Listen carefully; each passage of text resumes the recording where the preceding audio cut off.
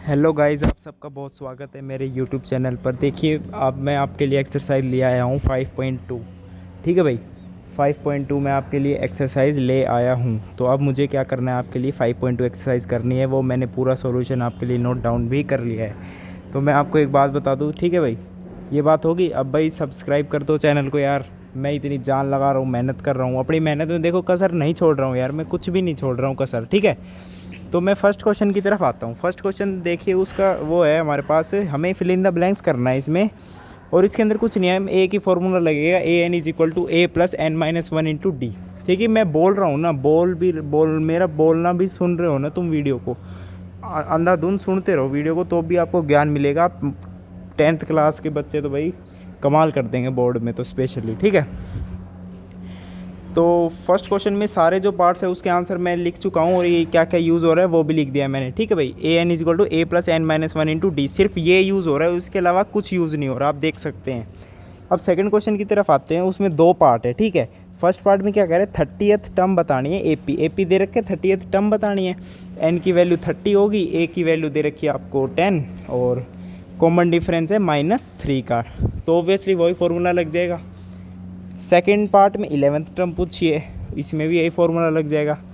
तो मैंने ये सब सोल्व कर रखा, आप देख लीजिएगा। ठीक है भाई, अब थर्ड क्वेश्चन की तरफ चलते हैं। थर्ड क्वेश्चन में कुछ मिसिंग टर्म्स है वो बतानी। मिसिंग टर्म्स पे कैसे बताएंगे हम, ऑब्वियसली कॉमन डिफरेंस निकाल लेंगे, फिर उसमें जोड़ देंगे या अगले वाली टर्म में से घटा देंगे।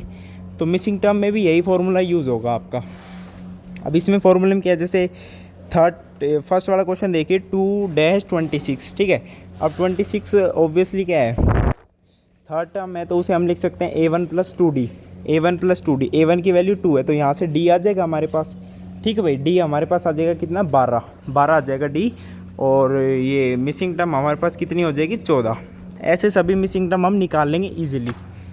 अब फोर्थ क्वेश्चन देखिए, which term of the A P, which term of the A P, which term of the A P is 78। A P दे रखे 3, 8, 13, 18, 5 कॉमन डिफरेंस है, फर्स्ट टर्म 3 है, ऑब्वियसली वही फार्मूला लगा देंगे दोबारा। देखिए, एक ही फार्मूला बार बार यूज़ हो रहा है, आप भी बोर हो रहे होंगे, मैं भी बोर हो रहा हूँ, लेकिन मैं कभी बोर नहीं हो सकता मैथ से, क्योंकि मेरा ये फेवरेट सब्जेक्ट है। देखिए, ठीक है, मेरे को चाहो तो जितनी वीडियो बनवा लो इस पर। ठीक है भाई, अच्छा जी, तो हमारा ये क्वेश्चन हो गया कौन सा, fourth.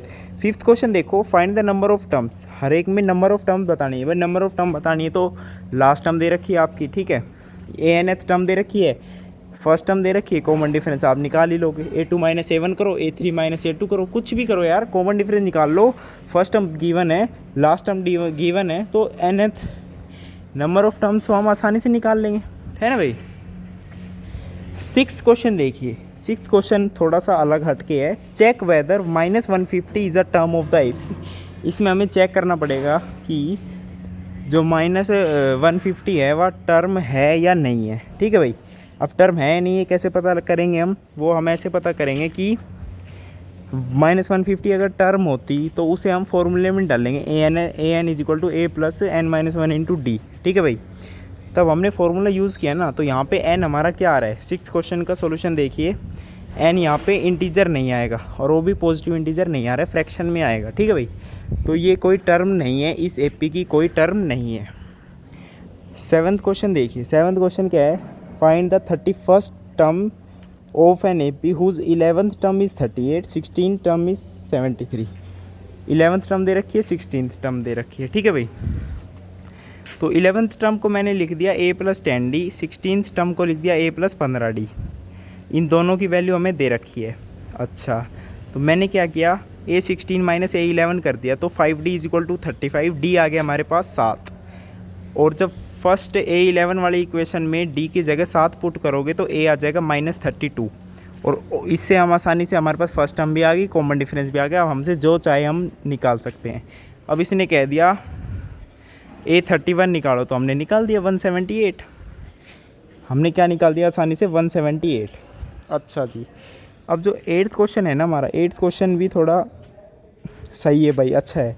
AP consist of 50 terms of which third term is 12, last term is 106। Find the 29th term. अब देखो यहाँ से n की वैल्यू पता लगी 50 टर्म से, ठीक है भाई। थर्ड टर्म पता लगी 12 है, लास्ट टर्म पता लगी 106। अच्छा जी, तो हमने पहले क्या किया इसके अंदर,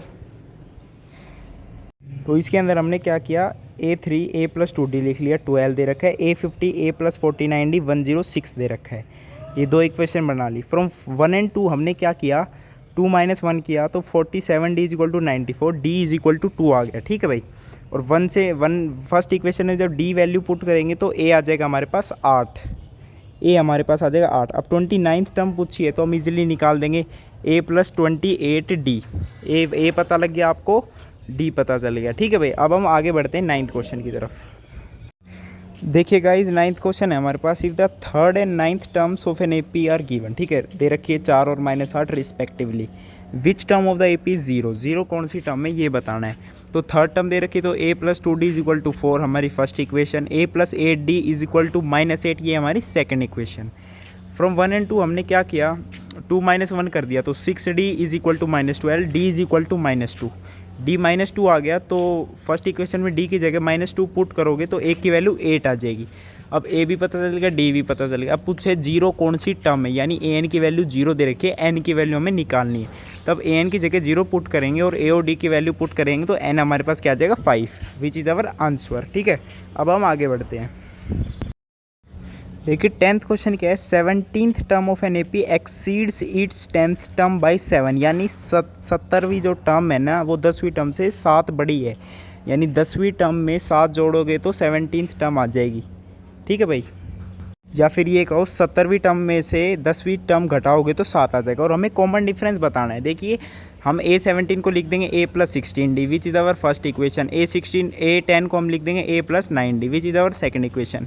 कॉमन डिफरेंस निकालने के लिए अकॉर्डिंग टू क्वेश्चन 1 - 2 7 दे रखा है, 1 - 2 तो 1 - 2 जब हम 7 करेंगे तो 7D = 7 और D = 1 which is our required answer, ठीक है। इस वीडियो में हम सिर्फ 10 ही क्वेश्चन करेंगे, बाकी 10 क्वेश्चन हम अगली वीडियो में करेंगे। इस वीडियो को भाई लाइक करें, शेयर करें। वीडियो देखने के लिए आपका बहुत बहुत ही ज़्यादा धन्यवाद। थैंक यू, नमस्कार।